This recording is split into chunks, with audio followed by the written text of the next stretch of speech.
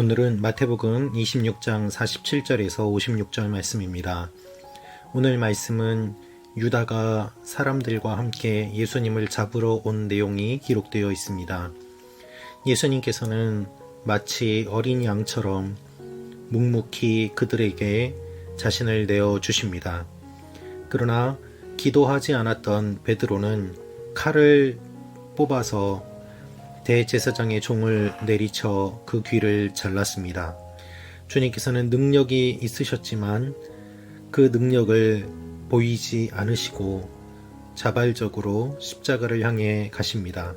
그리고 예수님의 제자들은 모두 다 예수님을 버리고 도망갑니다. 오늘 이 말씀을 통하여서 우리에게 주시는 주님의 마음을 함께 나누어 보기를 원합니다. 47절 말씀입니다. 예수의 말씀이 채 끝나기도 전에 12 제자 중 하나인 유다가 다가왔습니다. 유다 곁에는 대제사장들과 백성의 장로들이 보낸 큰 무리가 칼과 몽둥이로 무장하고 있었습니다. 그리고 예수를 넘겨줄 사람이 그들에게 신호를 보내기로 정해두었습니다. 내가 입을 맞추는 사람이 바로 그 사람이니 그를 붙잡으십시오.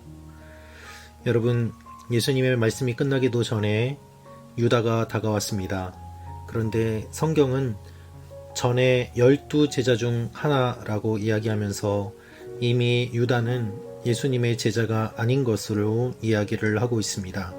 그렇습니다. 유다는 이제 예수님의 제자가 아닙니다.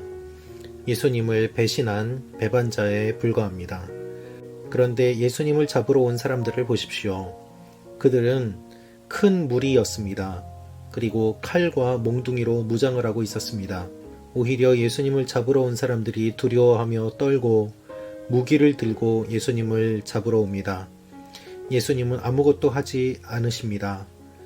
여러분, 오히려 예수님이 더 두려워해야 되는 상황 가운데서 성경은 분명히 예수님은 당당하시고 예수님을 잡으러 온 사람들이 오히려 두려워하는 것을 보게 됩니다. 여러분, 진리는 언제나 당당합니다. 거짓은 언제나 불안합니다. 그래서 진리를 말하는 사람들을 거짓을 말하는 사람은 싫어하고 또한 몽둥이로 무기로 진리를 말하는 사람을 애워싸며 죽이려고 합니다. 그것이 진리를 싫어하는 사람들의 모습입니다. 그들은 서로 신호를 정했습니다. 입을 맞추는 사람이 바로 그 사람이니 그를 붙잡으시오. 그리고 유다는 예수님께 입을 맞춥니다. 49절입니다. 곧바로 유다는 예수님께 다가가 랍비여 안녕하십니까? 라고 말하며 입을 맞추었습니다. 마태복음을 보면 예수님의 제자들은 모두 다 주님이라고 이야기하는데 유다만 예수님께 랍비여 라고 부릅니다. 그렇습니다. 유다는 예수님을 주인으로 인정하지 않았습니다. 그리고 단지 랍비에 불과하다고 생각하였습니다. 유다가 입을 맞춥니다. 그것은 예수님을 모독하는 것이고 또한 사랑을 가장한 폭력이었습니다. 예수님께서는 이렇게 이야기하십니다. 50절입니다. 예수께서 대답하셨습니다. 친구여, 무엇을 하려고 여기에 왔느냐? 그러자 사람들이 한 발자국 앞으로 나오더니 예수를 붙잡아 체포했습니다. 예수님께서는 마지막까지 유다에게 너는 지금 무엇을 하고 있느냐라고 물어보십니다. 아담과 하와가 죄를 지었을 때 하나님께서는 아담아 내가 어디 있느냐라고 물어보셨습니다.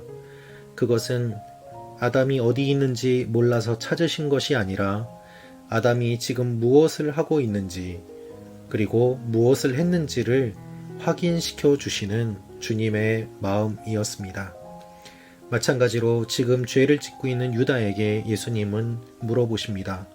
너는 무엇을 하려고 여기에 왔느냐라는 것입니다. 그러나 끝까지 유다는 회개하지 않습니다.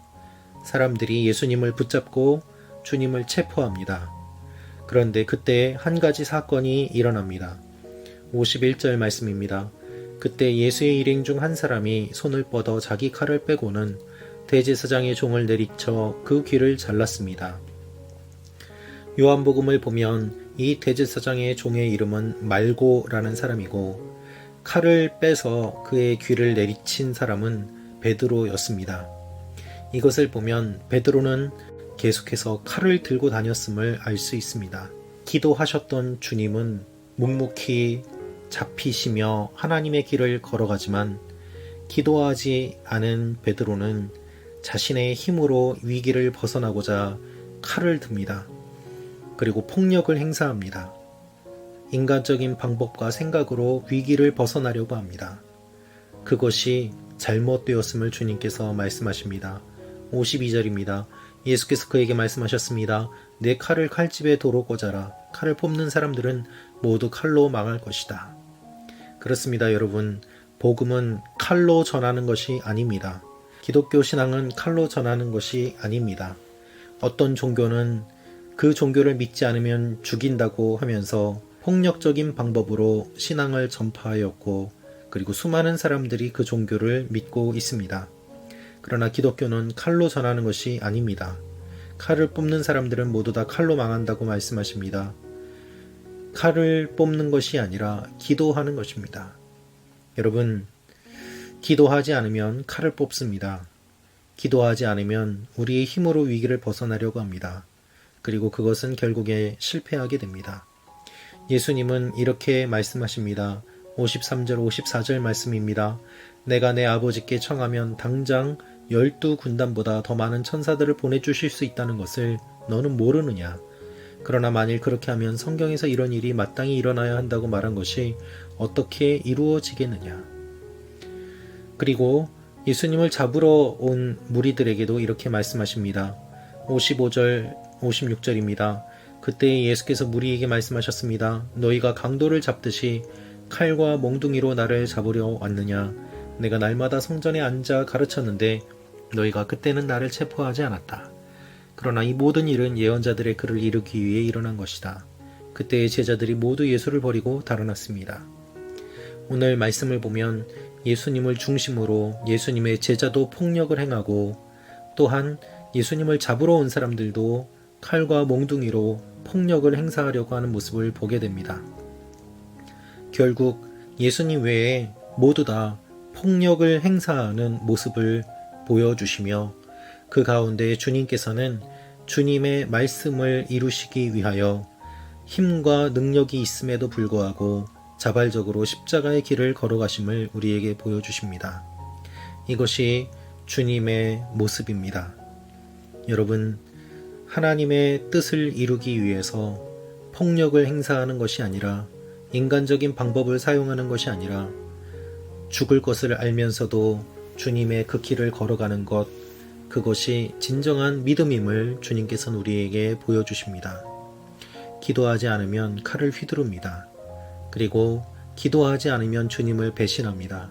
기도하지 않으면 눈이 어두워져서 우리가 어리석은 행동을 하게 됩니다. 오늘 주님은 무엇을 보여주십니까?